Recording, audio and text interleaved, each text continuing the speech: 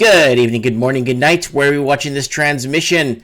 It is I, Mike Martins, bringing you another very important article from our friends over at Zero Hedge. What is Tyler Durden, the man of much wisdom, or too much wisdom? What does he have to tell us today? Well, it's very important, and this was sent to me by one of my friends, basically emailing me this of importance. JP Morgan, we are fast approaching the point where banks are running out of liquidity. And if you guys are new to following the housing and banking and all that stuff, what is liquidity? Well, in business, economics, or investment, market liquidity is the market's feature whereby individual or firm can quickly purchase or sell an asset without causing any drastic change in the asset's price. Liquidity is about how big the trade-off is between the speed of the sale and the price it can be sold for.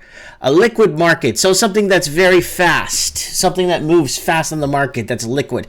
Property used to be liquid when you put it on you put your house on the market and it sells in 2 days. It used to be liquid, but not anymore. The trade-off is mild. Selling quickly will not reduce the price much. In relatively liquid market, selling it quickly will require cutting its price by some amount. So what is going on here? JP Morgan, we're running fast, approaching the point where banks are running out of liquidity. They're running out of buying power, is what it is. Last week, we first noted that something unexpected has been going on in overnight funding markets. Ever since March 20, the effective Fed funds rate has been trading above the IOER. Okay, it's the upper bond, right?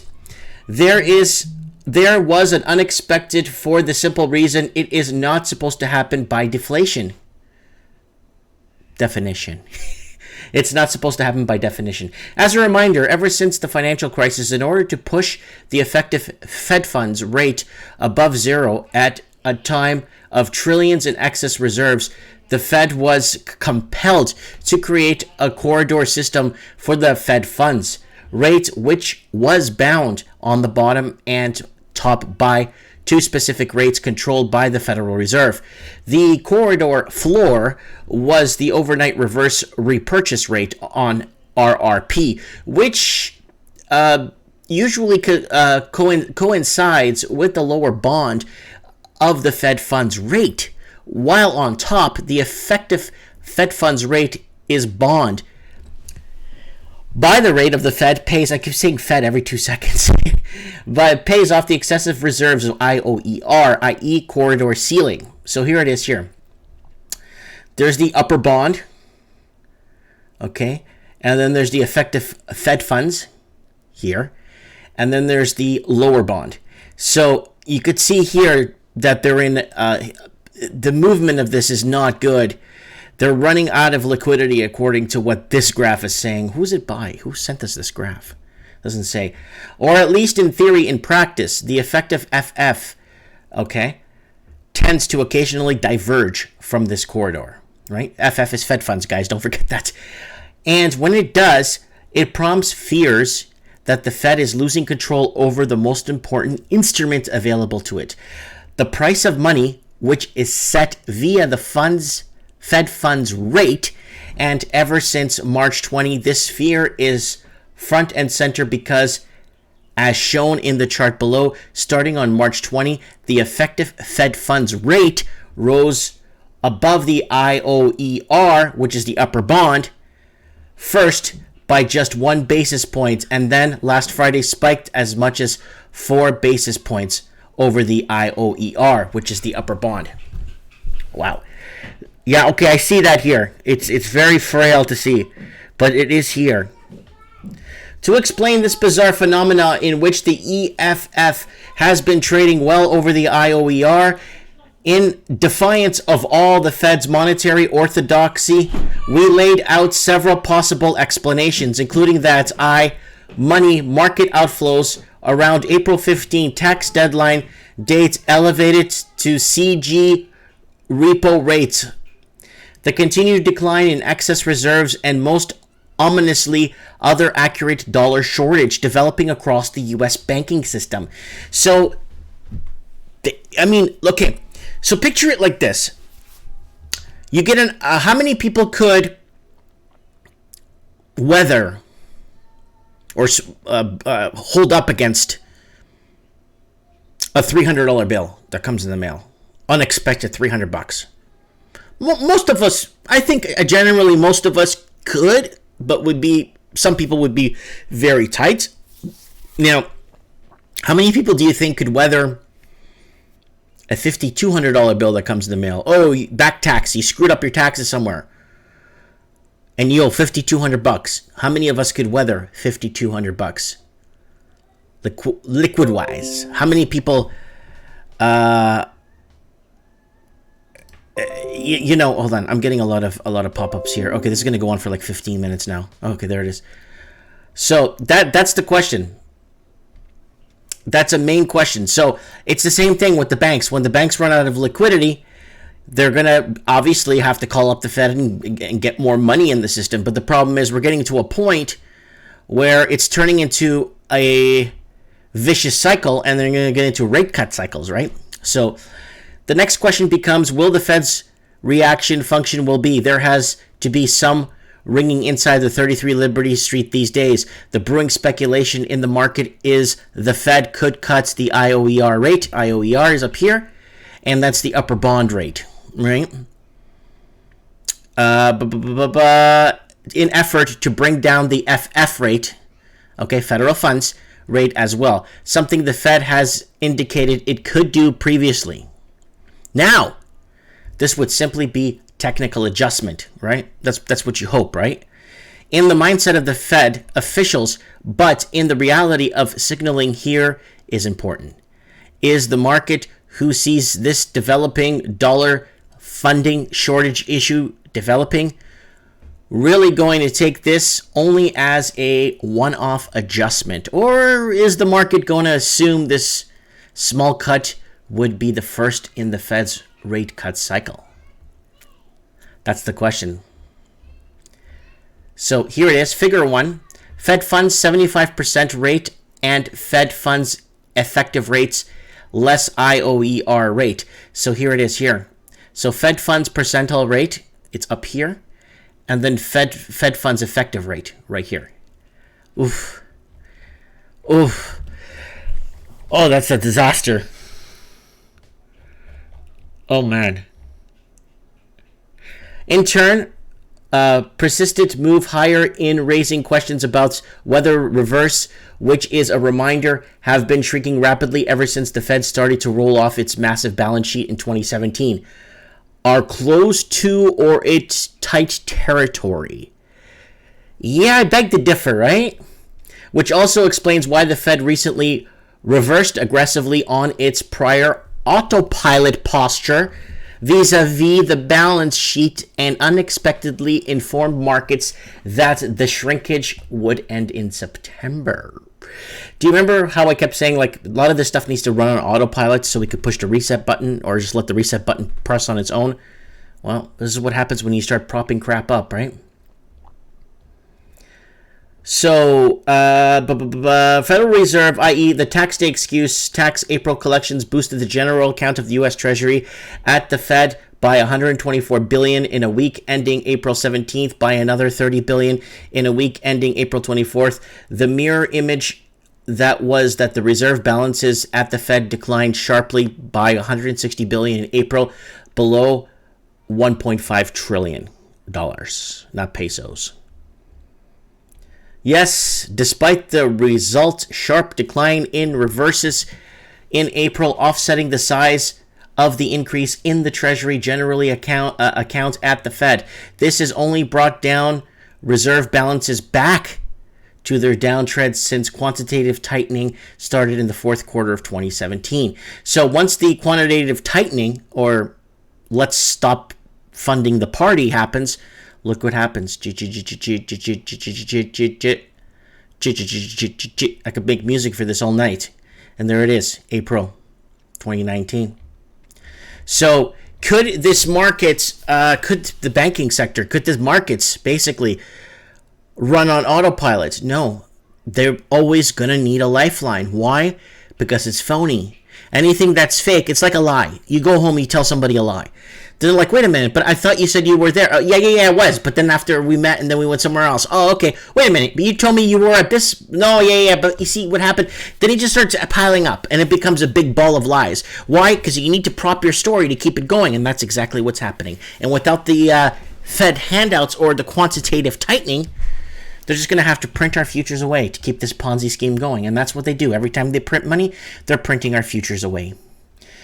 More anonymously, assuming no more temporary swings in the Treasury general accounts, more declines in reserve balances likely ahead for the Fed's QT continues until September. But to JPM, the news in April was not a sharp decline in reserve balances. An observation varies other analysis had made previously, but rather than rise in the interbank rates relative to the IOER, that accompanied it, the same rise we suggested indicates the Feds have lost control of rates. A rise which initially was not only confined to the Fed funds rate, which represents a modest component of the interbank markets with a year-to-date volume of around $70 billion per day. Other interbank rates, such as SOFR, a broad measure of the cost of borrowing, such as overnight collateralized by Treasury securities. So this is the important one right here. That includes all trades in broad general collateral rate plus bilateral Treasury repos also increased. So here's the overnight financing rate, 75th percentile rate and median less IOER. There it is right here. Wow. See, in percentage volume weighted by 75% and median rates, the secured overnight financing rate is a broad measure of the cost of borrowing, cash overnight collateralized by Treasury securities. That includes all trades in the board general collateral rate plus bilateral Treasury repos. This is not a good sign, people. Wow. Which brings us to the next point. Why is this move in IOER notable, and what does it have to do with liquidity in the banking sector? Here it goes. The answer is that the ongoing creep higher in the delta between the IOER and the effective Fed funds rate is a direct function of excess reserves in the system. One can observe sensitivity of the Fed funds rate to the level of reserves by plotting the difference of the effective Fed funds rate over the Fed's target range lower bound to the level of reserves. So you can picture that in your mind, how if you could picture those lines going through your mind and seeing where they're placed, you could get a good concept of what I'm trying to say here. The steepening of the relationship over the past month as the level of reserve moved below 1.5 trillion is consistent with the idea that the level of reserves are closer to entering the tight territory shown in figure 5. So it goes back up to, where's figure 5? It's in there. We already went over it. The analysis show, here is the in-year axis and dollar in axis right here. So, oh wow. I just noticed this right here. I just kind of noticed on the side here. What? Oh, wow. That's where's it going? I mean, these institutions are lending out mortgages. They're lending out this. They have all these products, but where's all the liquidity going? It makes no sense. It does make sense when you actually look at these graphs. It just goes to tell you that we're propping a Ponzi scheme is what it is. The tightening in the reserve space also evidenced that comparing the current national level of reserve balances to the size of the U.S. banking system. This is shown in figure 6, which depicts the reserve balances for federal by total assets, the U.S. bank. So let's go over this again. Reserve balances at the Federal Reserve dividend by the total assets of U.S. banks. Recently, this ratio fell between 9%. for the first time since the beginning of 2011 and stood at similar level far back at the end of 2009. In other words, as JPM puts it, the liquidity continues in the U.S. banking system are perhaps close to their tightest in a decade. Okay, figure 6, reserve balances and Federal Reserve dividend by the total asset of U.S. banks. Yeah, here you go. Too bad it doesn't pop up a little, I mean, you got to kind of cross-reference it here to see where it's at. So 9% would be, yeah, right about here. Wow. And that's when the stimulus and all the quantitative easing started taking off right here, and the QE and all that crap right here. They couldn't keep it going. They couldn't keep the Ponzi scheme. They couldn't keep the... Yeah. They couldn't keep it, you know, they're propping something up that's just gonna, it's failed here. So this is the part I want to get to right here. Discount window borrowing. This is very important, this part. To be sure, the Fed learned its lesson, and perhaps the main reason that the U.S. central bank flooded the entire banking system with trillions in excess reserves. Besides paying banks interest on the money the Fed had created out of thin air, of course. So instead of charging people interest on the money and have these historically low interest rates, you're going to have a side effect, right? There's going to be something. There's going to be a hiccup. Okay, trillions. Besides paying the banks interest on money the Fed had created out of thin air, of course, was to ensure that not one bank would emerge as the weakest link in the financial system, as the failure of the weakest link would promptly unravel the entire financial system, and that nobody would be forced to resort to the Fed's traditional emergency funding mechanism, borrowing from the discount window. So the Fed needs to maybe stay out of banking for like 10 years. How's about that? And the excess funds, you know, it's and we're approaching, what I think is we're approaching severe tight territory right now, unless, man, this is a big problem, guys. I'm no economist, okay, guys? I'm just looking exactly at where you're looking through. Same eyes, same eye set, you know. Of course, one excess reserve shrink to the point where marginal liquidity demands by the least capitalized banks result in tremors in the effective funds rate, which has now been trading above its Fed-mandated corridor for the past month. The next catalyst is the downward spiral of the scarce liquidity is one more banks tapping the discount window. If and when that happens, hit every bid as the deja vu from financial crisis whose underlying causes still remain to this day. Nothing has been fixed but merely a symptom where drowned in an ocean of excess Fed liquidity, which is no longer sufficient, will slam the U.S. financial system with the power of the financial neutron bomb. So basically, picture it like this. You have this business, okay? You've taken a loan to open your business because you didn't have the funds. So you open this business, but it keeps failing. And you keep getting more money pumped into your business to keep it going. It goes good for a few months because you got the liquidity. You got the liquidity to spend on oh, how much is that bill? $1,600. Here you go. How much is that? Oh, payroll. There you go. And then the there you go start running out. And you just don't have money to keep the business going. But what do? You just keep going to the window, the discount window borrowing. But 5 years go by and you've hit the discount window borrowing 10 times. I think you need to call a spade and close the doors of your business, because all you're doing is basically running amok with taxpayers' money and selling out their futures, is what you're doing in the long run. Perhaps we are exaggerating, but then again, perhaps not. As JP Morgan writes, its interpretation of the sharp moves in the intrabank rates that accompanied the reserve reaction in April provides further evidence that we are approaching a point where reserves enter tight territory. And if this is correct, the additional balance sheet shrinkage by the Fed until the premature end of QT in September could cause further tightening and lead to another market event, in quotations.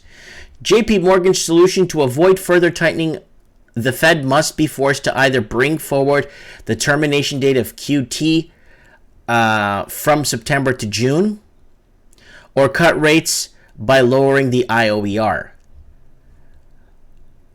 The third and most troubling solution would be for the Fed to inject liquidity via open market operations, even though JP Morgan admit some market participants might see such operations as equivalent to restarting QE.